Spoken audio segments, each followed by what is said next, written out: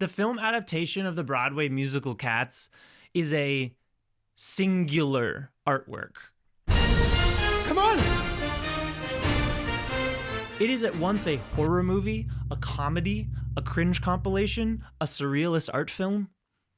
It fails to be the family-friendly blockbuster it seems to think it is, and it certainly isn't the Oscar bait it tried to be. It's party time! It is so consistently successful at eliciting an emotional response from the viewer that on some level, I think it may accidentally be one of the most compelling works of cinema of all time. The most deserving cat will be reborn into another life. In honor of its anniversary, I want to take another look at this often maligned piece of art. I think we lose something essential when we reduce this movie to either good or bad. Because in this case, it's irrelevant. Because Cats is transcendent.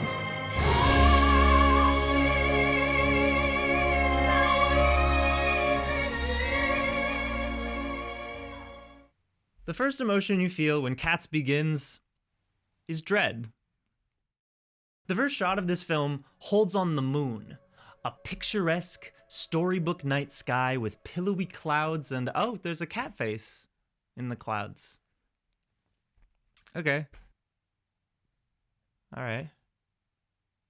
A synth note hits as we begin our descent.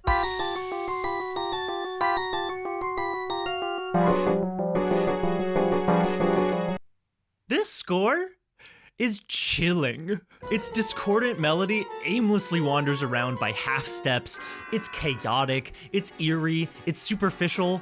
It reminds me of the theme from Suspiria.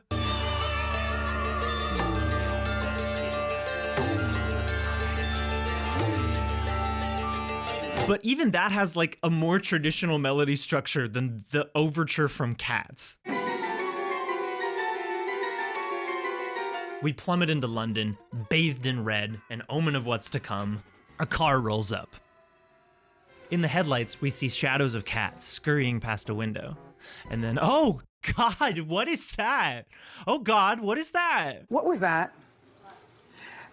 Okay, James. The score grows more and more chaotic. This shot of Mungojerrie crawling on the wall is bone-chilling. When combined with these visuals, the music is not communicating whimsy, it is communicating unknowable terror. Our introduction to the characters we will spend the entire movie with is training us to be afraid of them. An unseen woman in heels and a long coat gets out of the car with a bag containing a wriggling form. She callously tosses it, it soars through the air, and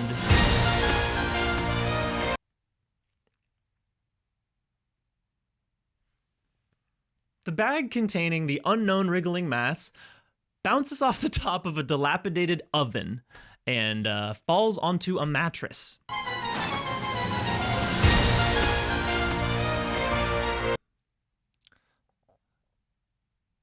Okay, so in the stage version, this overture plays before the action on stage begins.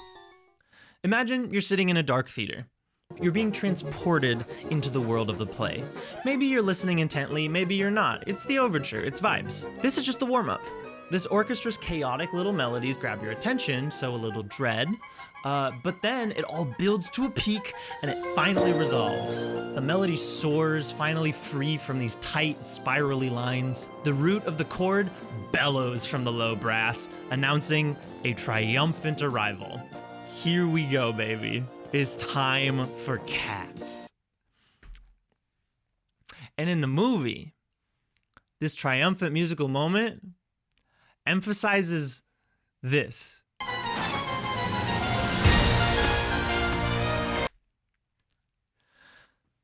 We're not even 2 minutes into the movie, and we've got our first baffling adaptational change. I think the idea was, oh, this big orchestral hit, it's like the sound of her crashing to the ground. But what it actually does is overemphasize a meaningless moment. Maybe if it was a crash cymbal and a clashy chord, it would be like, ooh, ow. That would communicate the pain of falling on an oven. But the music is triumphant. What about what about this is triumphant? I think they should have done like a face reveal of the protagonist. A face reveal. I think they should have done like a reveal of the protagonist's face on this downbeat, or a dramatic reveal of what's in the bag. But instead, the bag just hits the oven, falls, and then we get this close-up on it rolling off the mattress.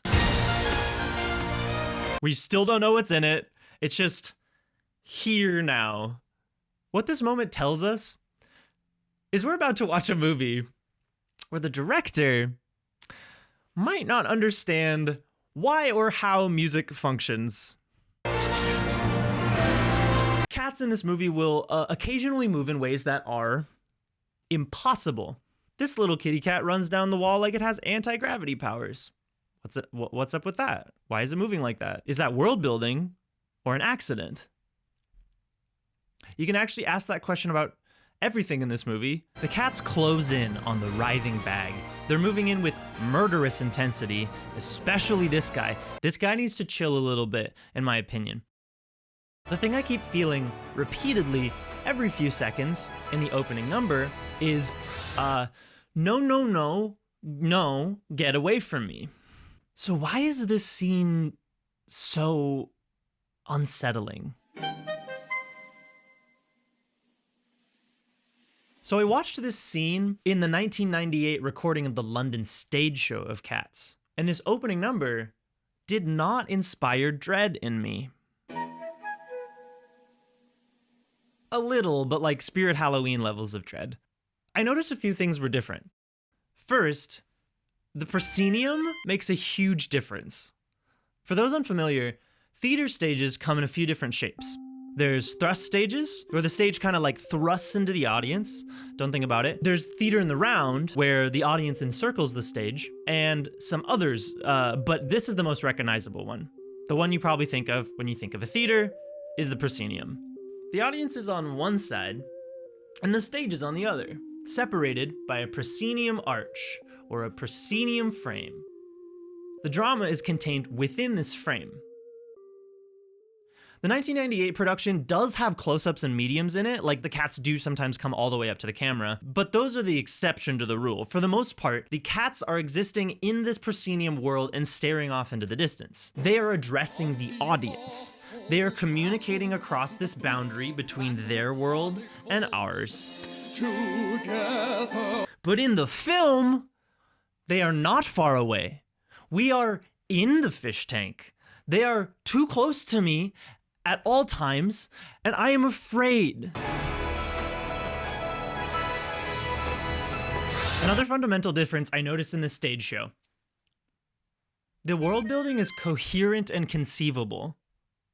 It's not trying to be real, it's trying to be dancers in spectacular feline costumes. And it succeeds at communicating this to the audience. They crawl out slowly, one by one, warming us up to their presence.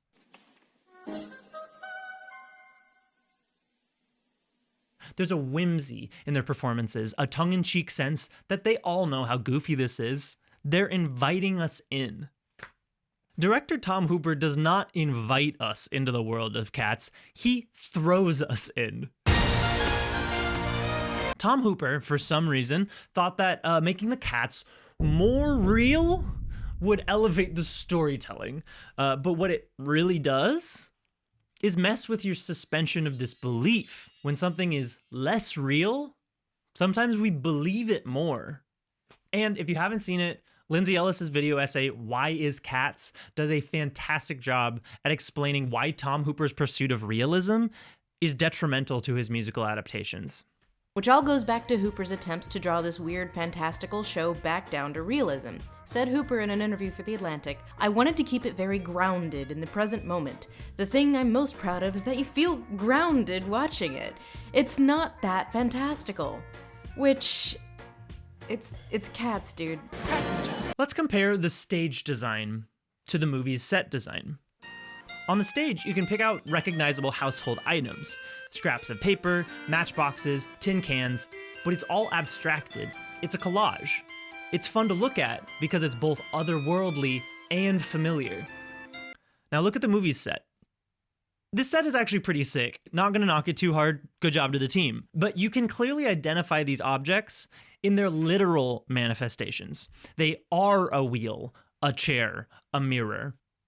The movie wants us to believe we are in an actual alleyway in historical London. The direction is hell-bent on collapsing the boundary between reality and fantasy. And the result is a collapsed sub-reality, a place where nothing makes sense and everything is terrifying. We are made to feel uncomfortably immersed in a world we cannot fathom. We are being challenged to comprehend the unintelligible, all the while our senses are being attacked at all sides.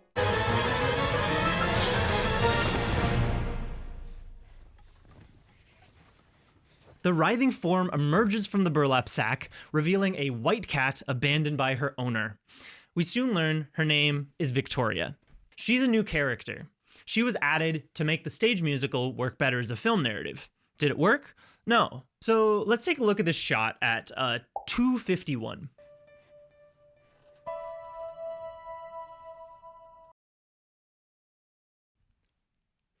What does he want? The want is strong, no questions there. He looks kind of horny. He kind of looks kind of murderous. There's resentment, but curiosity. And then the first line that he sings after a tense minute of near silence is, "Are you blind when you're born?"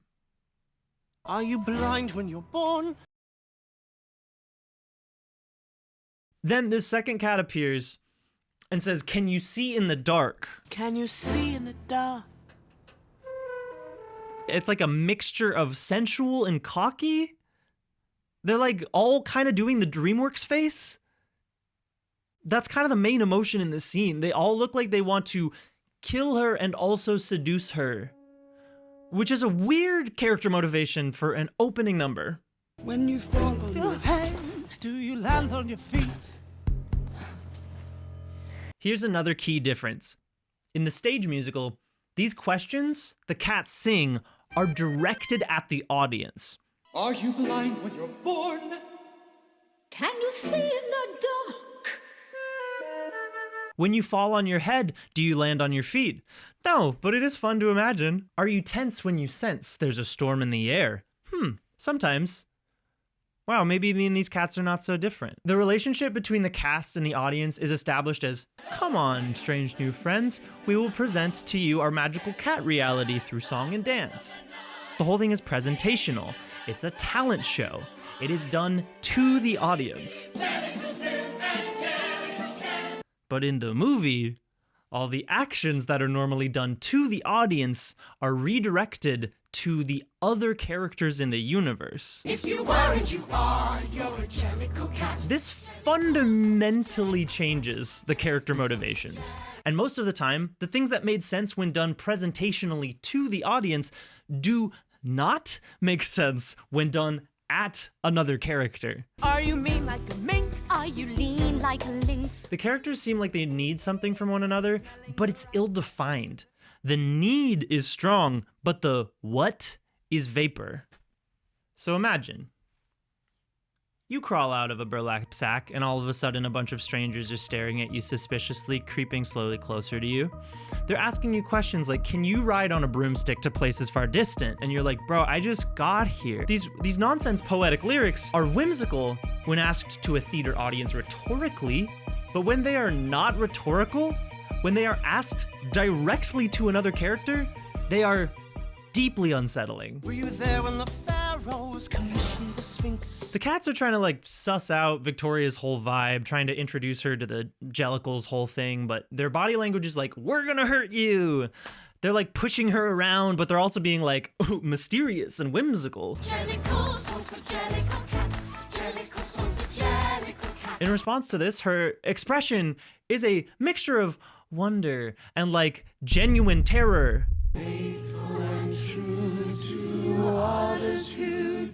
This is kind of Victoria's main emotion for most of the movie. Just kind of like a, "Oh, wow."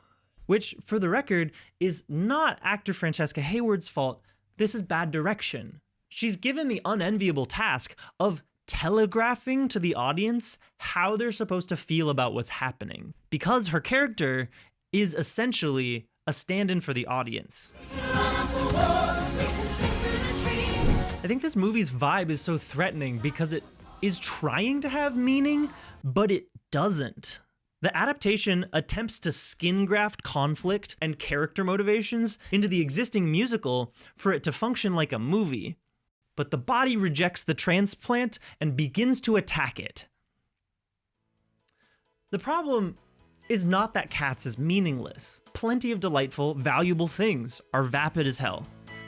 The problem is that Cats attempts to make meaning out of meaninglessness and fails. It becomes in the process a new kind of meaningless on top of the old meaninglessness.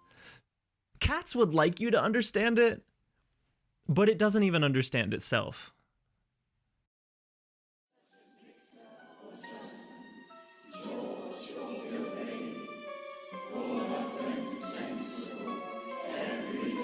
When watching the movie again, I was surprised to find there's a number of scenes that are good, where the tone is stable at least, and the intentions seem to match the execution. There's this eerie little choral reading scene in the graveyard towards the beginning. Mind is engaged in rapt contemplation of the thought. It's dance heavy, it's abstract, it's pretty, and the conflict and character relationships make sense.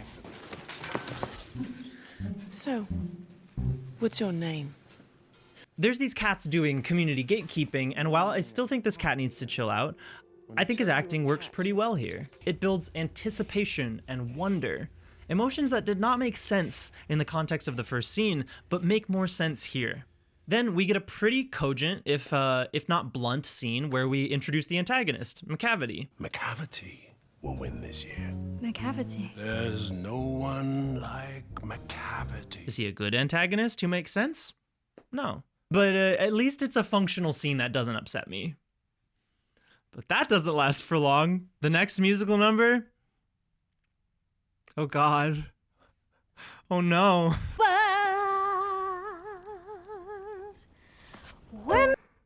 First of all, let me just say, they did Rebel Wilson dirty here by not dubbing her performance. When the day's hustle and bustle is done, then the Gumby Cat's work is but hardly begun. She's frequently out of breath in the takes that they chose.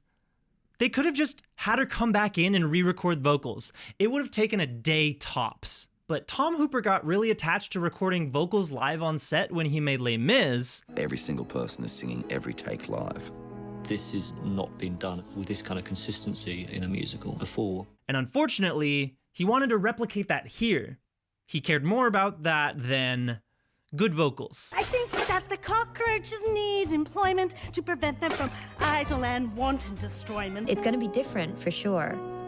This is the first time anyone's ever tried it like this. The other difference is Les Mis is not a particularly dance-heavy musical. Cats is primarily a dance musical. I'm singing and I'm dancing with the best dancers in the world, so I'm a little intimidated. I think it's just a shame that they didn't choose quality over realism here. What will be exciting for the audience is that singing live has such a profound effect on the power and the realism of this story.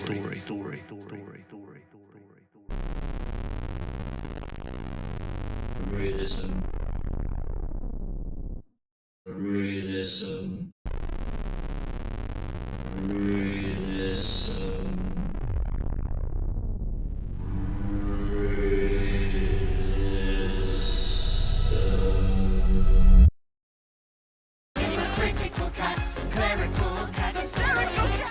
I'm not going to talk about it too much because it's probably the number one thing anyone talks about when they talk about this movie, but throughout the film, the VFX are horrifying. Jellicle cats. It's not that they're badly done, it's just, why would anyone ask for this to be done? You'll just catch little moments everywhere where someone's movement is strangely too smooth, too unrealistic, that it reads as uncanny. There are many moments where the faces are not mapped well onto the bodies. One of the chief offenders is the Jennyanydots scene. Dinner and a show.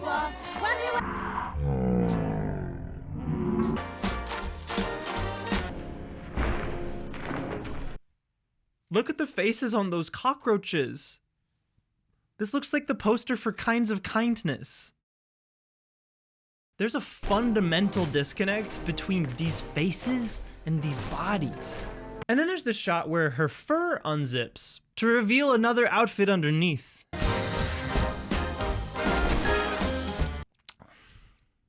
I know this is supposed to be whimsical, but Tom, you made the choice to move away from costumes that look like costumes to digital fur technology. Digital fur technology. And then you have the audacity to treat a cat's fur like a thing that can be unzipped in a quick change when they look humanoid and not like cartoons. This is a violation of the flesh. Tom, this is body horror. Did you know you were making body horror, Tom? These are people, but they're cats, and this is kind of blowing my mind. This scene is a true masterwork. It's just, oh God, why? For like 90% of the shots. I thought she was holding her tail here, but it's a different color, and her tail is right there. So what is this? Yarn? That's too big for yarn. What is this flesh rope? So when I have gone from that lot of disorderly louse This shot where she just floats down from the counter inexplicably. with a purpose in life and a good deed to do. Why do the cats have anti-grav powers? The mites with children's faces? The eating of the cockroaches? Going through the legs of the cockroaches? Victoria licking her lips. Kicking a cockroach cake at the camera? Jennyanydots eating a cockroach? This is purgatory. This is absurdism. It is truly special to have a work of art where any of these decisions made it past the pitch. Not just past the pitch, they made it to set. Not just on set, they made it to the VFX house. They made it to worldwide theatrical distribution. So much of the unholy power of this movie, I theorize, comes from no one telling Tom Hooper no. Kind of in like a Star Wars prequels way. This is a... you guys. This is real. Real. This is gonna be tricky. That's real. That's real. Real. That's real. Do this stuff like crazy. I was feeling so good about my ability to do this, and then I screwed it up. Some of this scene might be salvageable if the color palette weren't so putrid. It's all muted pale yellows, fleshy pinks, depressingly gray teals. In color theory, yellow is associated with happiness, cheeriness, but it's also associated with caution and danger. I would argue both are at play in this scene. The yellow attempts to telegraph a sense of joy and levity, which is suspiciously absent, while also surrounding each character with a constant sense of threat. One could argue that the accumulation of these creative choices amounts to a failure, as so many of them undermine the intended tone of the scene. But what if we rephrase that from undermine to creates compelling contrasts? Then we're not left with an artwork that failed to accomplish a goal, but one that contains within it multiple layers at war with one another. We get a viscerally upsetting scene that keeps trying to delight and entertain, one that keeps insisting you're not feeling upset, you're feeling happy. We get a work of art that does not prepare you to be made upset because it's largely unaware that it's doing that. We get a special kind of upsetting, not the kind from a twisted mind of a horror screenwriter who has concocted these nightmares for that purpose. The kind that plunges headfirst into the valley between realism and fantasy with horny abandon.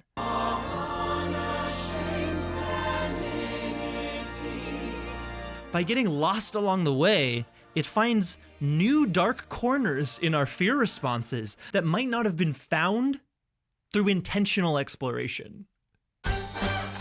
Cockroaches! Okay, back to the scenes that are good.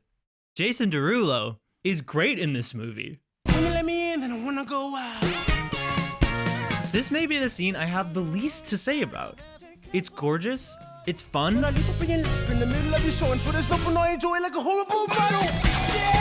and most importantly, it makes sense. Except for the milk. The milk is bad. The milk makes me scared.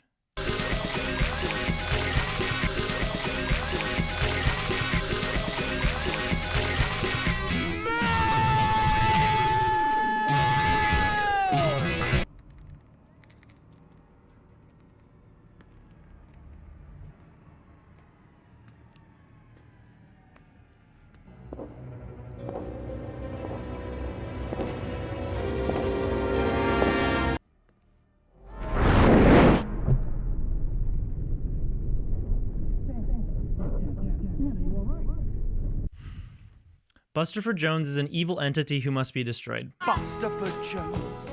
I'm not skin and bones. My fight or flight is activated anytime he is on screen. I know James Corden gets a lot of hate. I don't know if he deserves it all. Yeah, you got it. Here we go. But he is so unfunny in this movie that it makes me angry. And shrimps. No. No. No! No!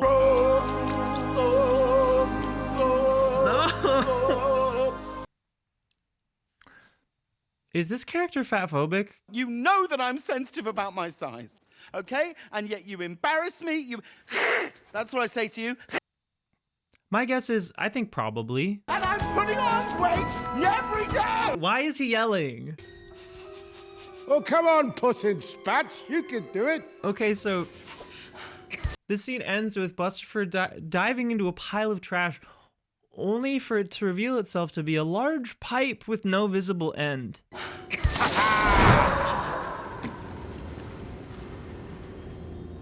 A perfectly round, infinite pipe.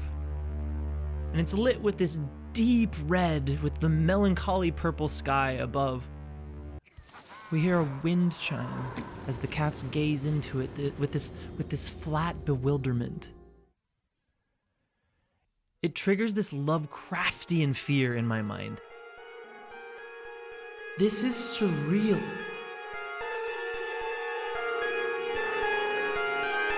Immediately after this, we get the best scene in the movie. And by best, I mean best, not worst best. This scene is the closest to what I think Tom Hooper imagined this whole movie would be. We can actually praise it for what it is, on purpose, not the unholy thing that it accidentally is. That's right, motherfuckers. It's Mungojerrie and Rumpleteazer. And most of the time, they leave it at that. Look at all these decadent textures. Ooh, this bedspread, these pearls. This scene single-handedly made me remember this movie is gorgeous, mostly. The scene is playful, it's tongue-in-cheek. The actors are clearly having fun with one another. I feel this movie is most successful when it isn't focusing on the movie stars. It's when the lesser-known actors, the ones with dance and theatrical backgrounds, are given the spotlight. These are the people who seem to understand what Cats is and what the tone should be. It seems like everyone in the scene remembers that they are human beings pretending to be cats, not trying to be cats in some sort of method acting hyper-realistic way. This musical is goofy as hell, and the film succeeds most when it remembers that. And most of the time, we leave it at that. Mungojerrie And Rumpleteazer. I'm kind of obsessed with how so far this movie has consistently alternated between the worst thing you've ever seen and, oh wow, that's actually not so bad. You fall down and it tries to help you up again, and then it just like pushes you over again.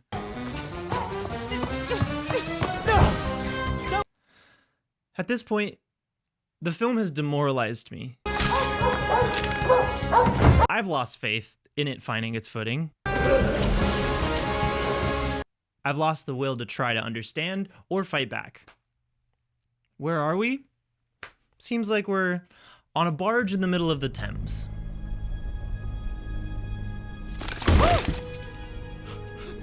Where am I? It seems we're on a barge in the middle of the Thames. The unconscious mind rules you. A deep swirling abyss. Understanding is absent, only pain. You don't know where you are, Where you are doesn't even make sense. You're nowhere. Growl, tiger. Keep him here. Meow! It's an impossible place.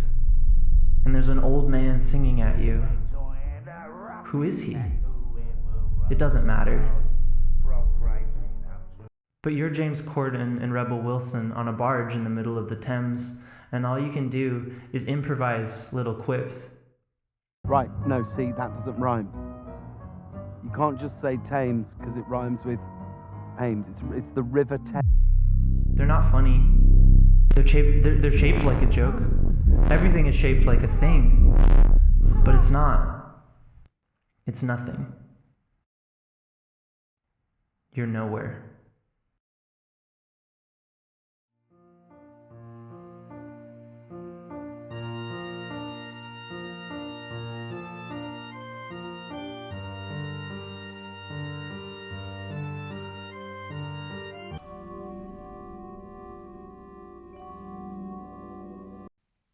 Now there's this weird, horny, interpretive dance sequence in the middle of this movie that released 5 days before Christmas. This scene is upsetting. That nonsense synth line from the beginning is back and the cats look possessed. There's a moment with a random bass guitar solo. The moonlight from above is just such a haunting way to light this scene. As we've seen, this movie really tries to artificially insert some logic and plot into an otherwise loose, impressionistic artwork. But it gives up on that in this scene. This scene is basically 6 whole minutes of basically just dance. Dance is a largely pre-verbal medium. It's visceral. We understand it kinetically, visually, emotionally, not necessarily logically. It seems like Hooper knew that the appeal of cats exists in our non-verbal, non-logical parts of our brains, or at least respects dance enough to give it a spotlight, or this scene wouldn't be here. Directing cats is like directing a group of world-class athletes. People like Les Twins, or possibly the most famous hip-hop dance duo.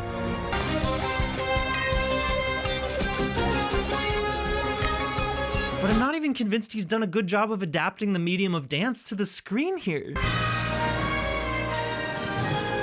When the number ends, it's just silence. In a theater, there'd be clapping here, but all we hear is just panting. Just heavy breathing.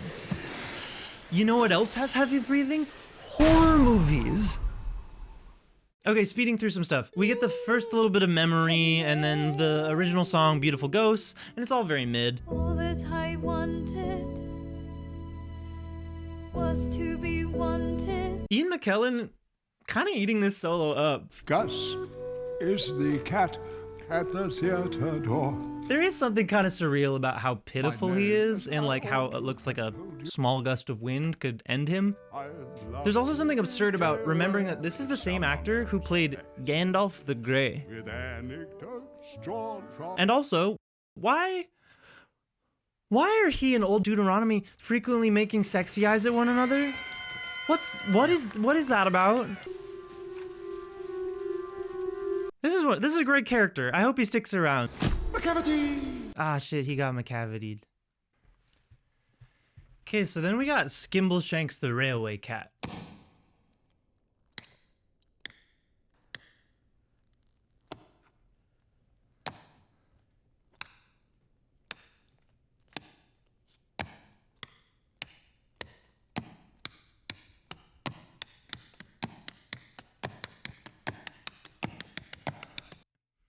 It feels like a meme edit. We're just holding our breath, watching with undivided attention as our lives change not in the slightest, as this handlebar mustachioed cats in overalls does a tap solo.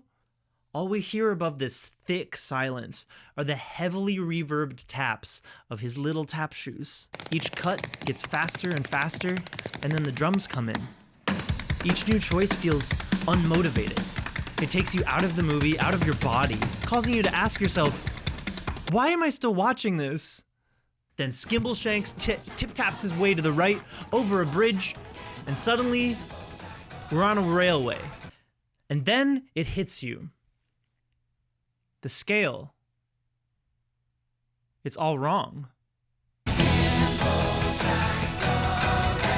Cats are not smaller than the width of a rail.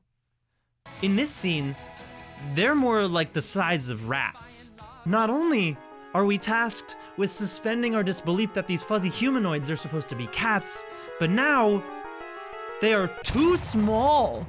There's one shot where for some reason it cuts to an extreme wide of the bridge, reminding us of the context in which all of this is happening. I'm a cat that cannot be ignored. This is so scary to me. It's a cosmic horror of scale, just feeling how small and insignificant they are in the scope of the entire world around them. And it's strange for the movie to draw our attention to a hyper-realistic rendering of the city of London. We've got cranes and docks and apartments for humans. Apparently this movie takes place against the backdrop of 1930s London. I admire the audacity of making a gorgeous, historically accurate backdrop, but cats didn't need that. It's just one more choice that mistakenly prioritizes realism over fantasy. Frankly, the prospect that this takes place in a real moment in history just makes it feel weirder. This movie constantly reaches for legitimacy through making the renderings more detailed, the fur more real, the place more historical, but frankly, real is the last direction we should be heading in. I'm a cat that cannot be ignored. But it's precisely because they went there, where no one should have gone, that we have this transcendent artifact of a film. Then, without any transition, we are in a train now. Oh, it's very pleasant. The cats go into one of the sleeper cars, and the scale part of my brain starts acting up again. Cats aren't bipedal, so we don't usually assess their size vertically. I think this is about how big cats would be if they stood on their hind legs, but in making me think about this, Cats has failed to keep me immersed. It has given me a preoccupation that takes me way, way out of the movie. I don't know how, but these cats feel both too small and too big for these beds. And it's not even over. There's also a rat in this scene, and it is so small.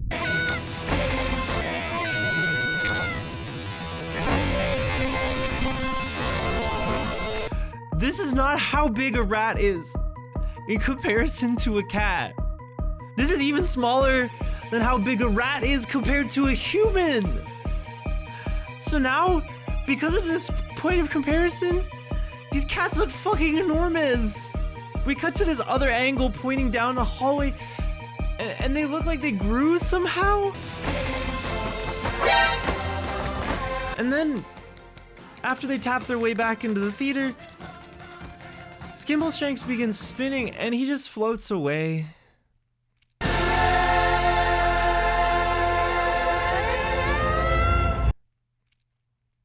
He just fucking floats away and disappears. I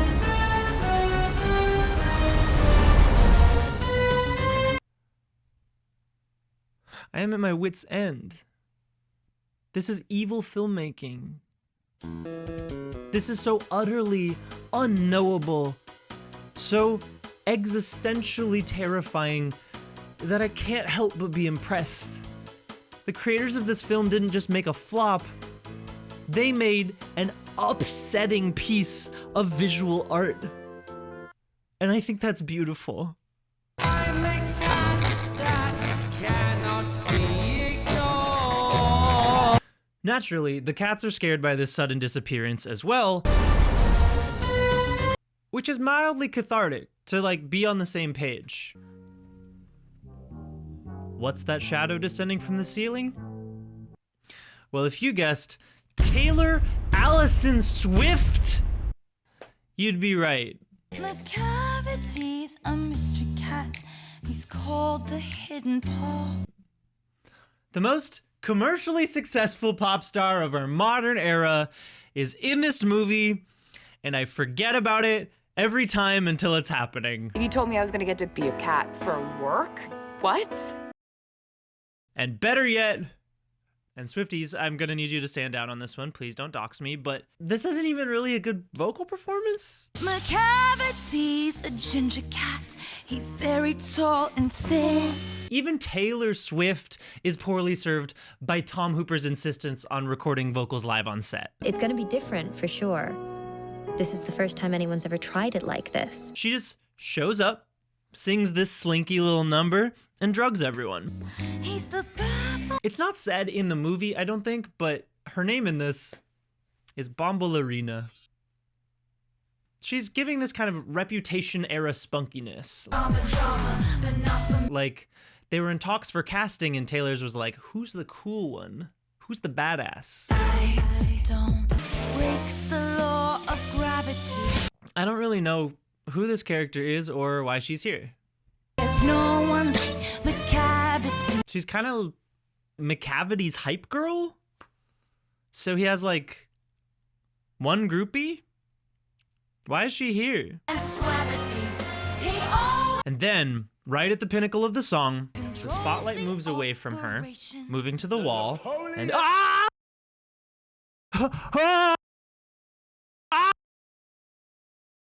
The Napoleon of crime.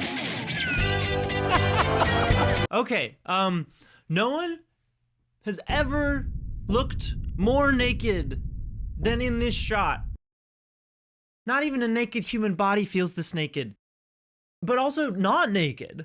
Just a furry Ken doll. He's been wearing a coat for the rest of this movie, and all of a sudden, he's on the wall wearing nothing but a hat.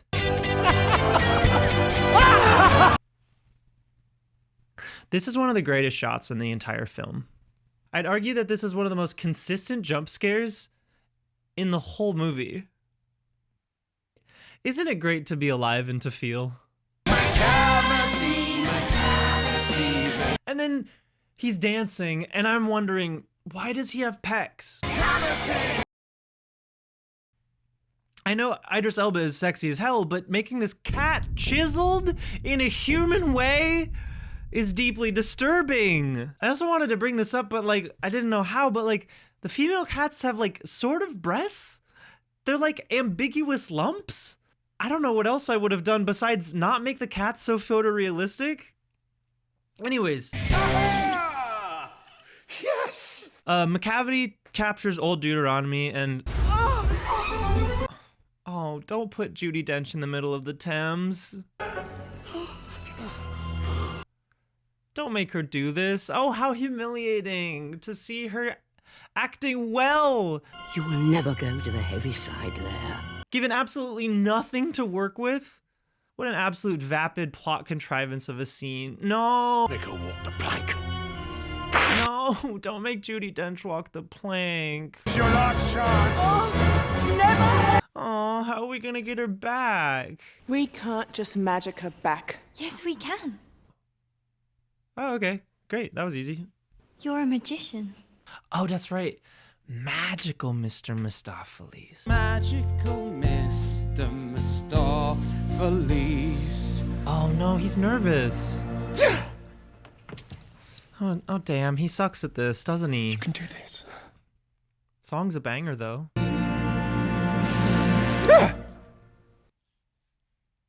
This might break him.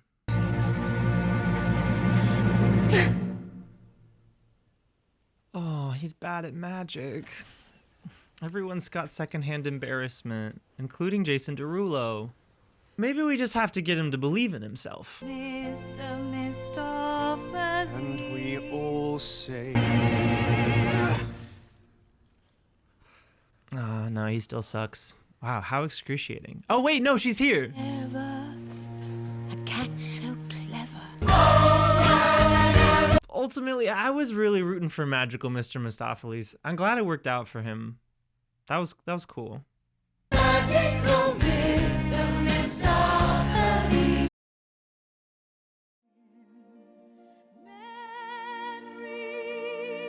All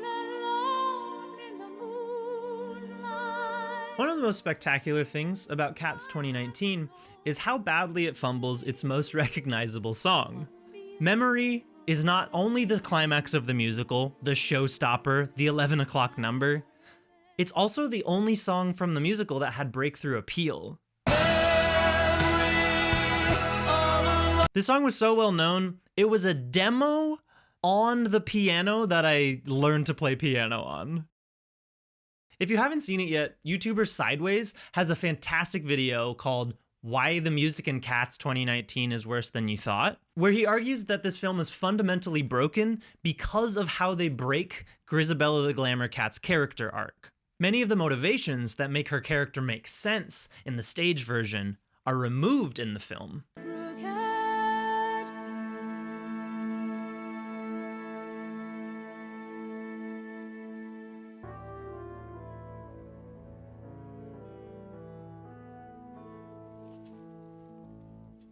The movie knows that memory is of the utmost importance. It's treated with a gravitas that is present nowhere else in the film.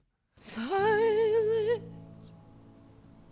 not a sound from the pen. The moments before this number are strangely silent, the pace coming to a halt as if to say, hold up, hold up. It's time for memory. Sing.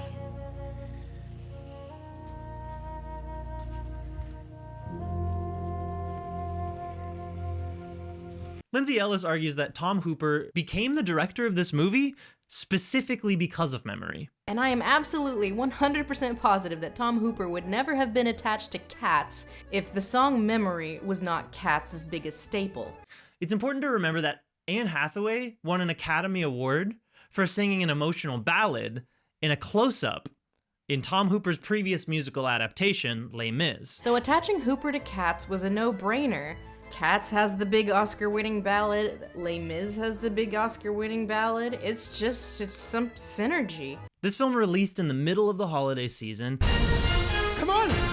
Which is also right before the cutoff to be considered for awards season. It's key to recognize that the scene is shaped by the expectation of its awards viability.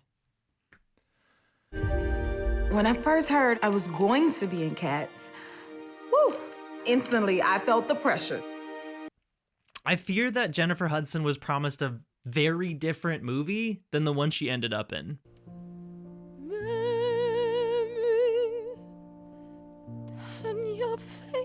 It's kind of heartbreaking seeing Hudson act her heart out in this film that has no room or context or precedent for this level of commitment. In isolation, this scene's pretty good, but in context, it kind of feels like it fails by being tonally unlike anything that comes before it. Open up and tarry.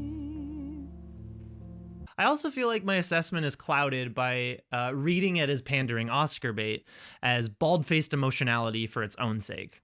I can smile at the old days. I kind of struggle with this performance because it feels so self-serious. There's not a lot of contours to the character here, like the main directive is to be the saddest cat of all time, the cat with the biggest and the most theatrical emotions. But in a moment of true magic, all of my reservations slip away.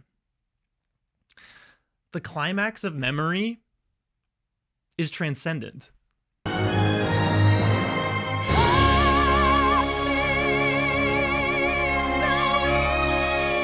Hudson fucking kills this shit.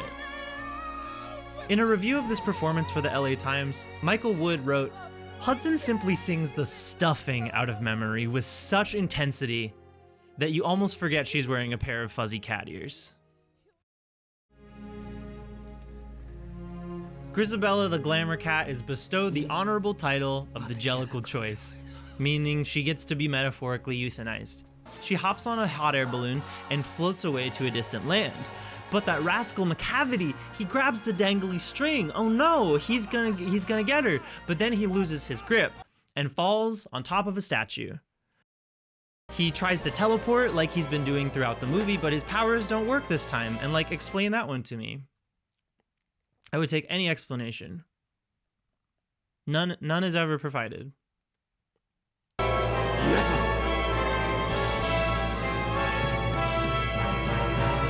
In a more rigorous work of fiction, it might be a mark against the work for its magic systems to be so broken, for its plot to be so contrived. But in this movie, it simply further immerses us, forcing us to submit to its bespoke sense of reality. When you try to intellectualize something in this movie, it rejects it. It does not want to be understood logically, but it also kinda does.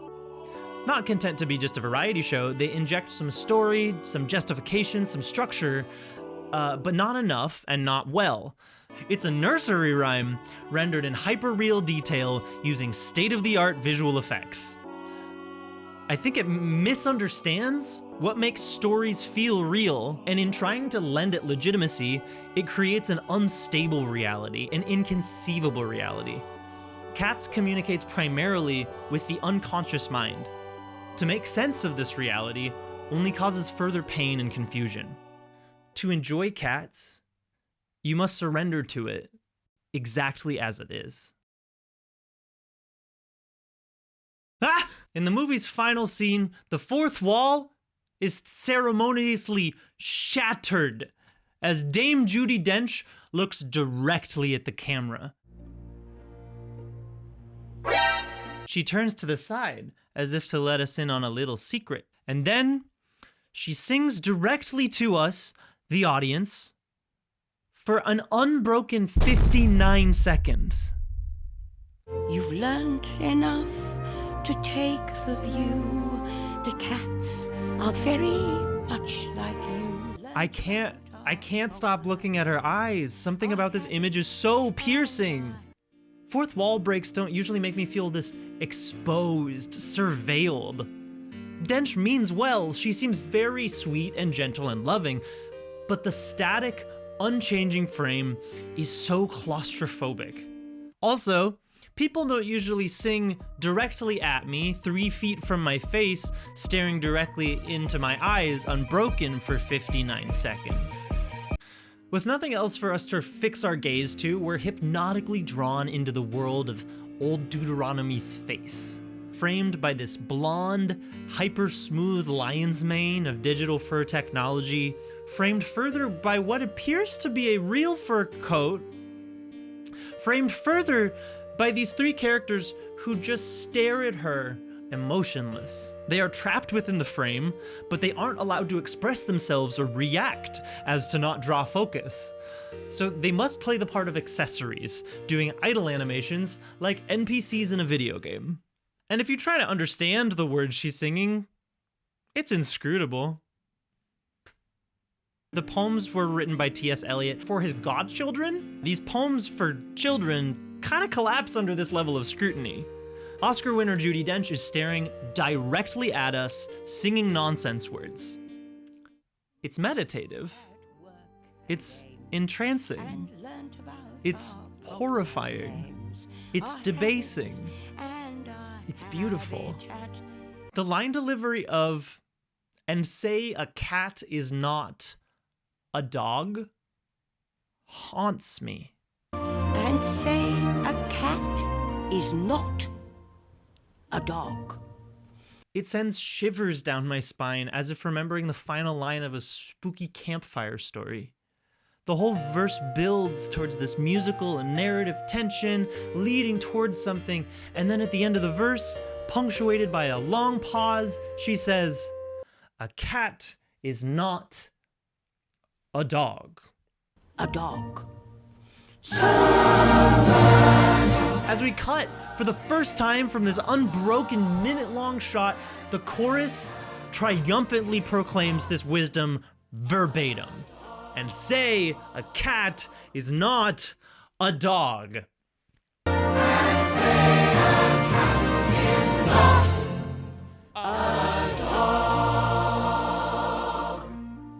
Deuteronomy's ears go flat as she says this. She's saying it as well as she can, a little tongue-in-cheek, a little comedically pompous, but the effect this has on me is one of deep, deep evil. And then, boom, we're back in it. Dench stares us down again and gives us verse 2 and another unbroken 38-second shot. With cats, some say, what did you?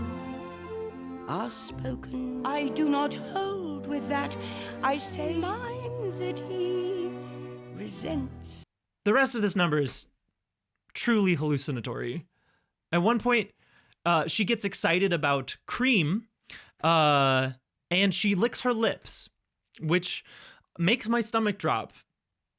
Is needed like a dish of cream, Strasbourg pie, some... It's just so scary. It suspends us in this vulnerable state in which nothing makes sense, nothing could. It's just us hanging out with the cats until they've decided that they're done with the song.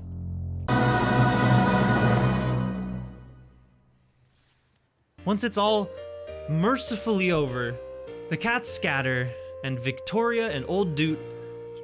I can't say Old Doot. Once the song is mercifully over, the cats scatter, and Victoria and Old Deuteronomy share a tender moment.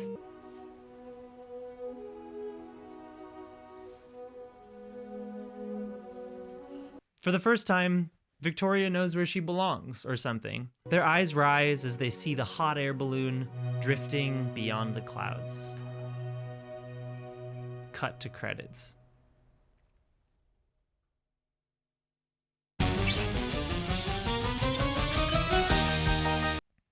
The audacity of the score to be so triumphant as directed by Tom Hooper comes up on screen. This moment is so emotional. We are free to go. The trip is over. After the release of tension, the deep exhale, the thoughts and feelings start rushing in. Whether they're positive or negative, they're big. We now have to reckon with the question, how do I feel? What was that? I initially logged Cats as 1 star on Letterboxd. My initial assessment was that I had just experienced a colossal failure of the film medium. But then I thought about it more, and the day later I went back and changed it to 5 stars. Because if I think about it, what I want a film to do is make me feel something. I'm excited by art whose effect on the viewer diverges from the intentions of its creation. The way Cats so predictably causes discomfort in so many people, and the way that it seemingly does so on accident, nothing feels like this movie. Being alive in 2024 is a constant negotiation between the mundane and the evil, the joyful and the painful, the hopeful and the embittered, the magical and the exploitative. To witness a work of art intended as harmless escapism, a soft and colorful musical dream, but one that instead imbues the audience with a primal fear, it's kind of soothing. If you want it to be, you can watch Cats like any other musical movie.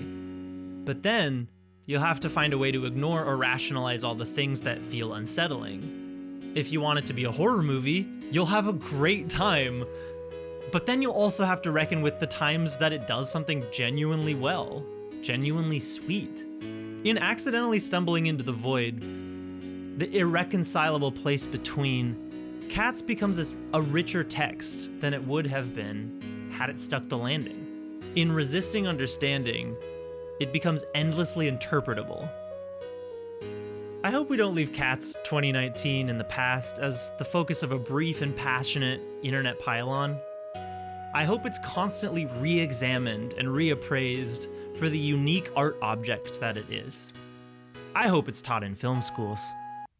I hope they enter it into the Criterion Collection.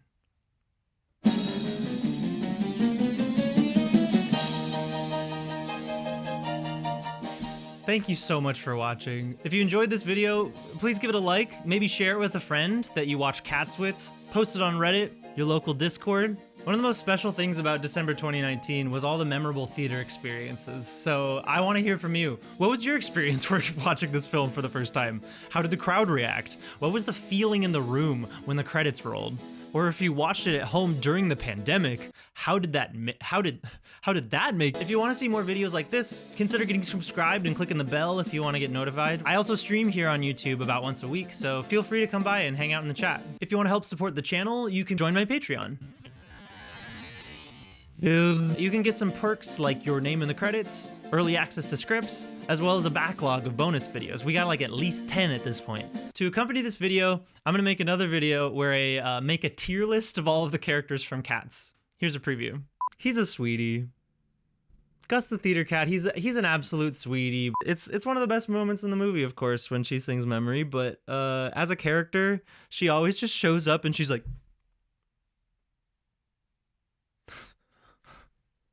like she's very tsundere, sorta. That is S-tier behavior.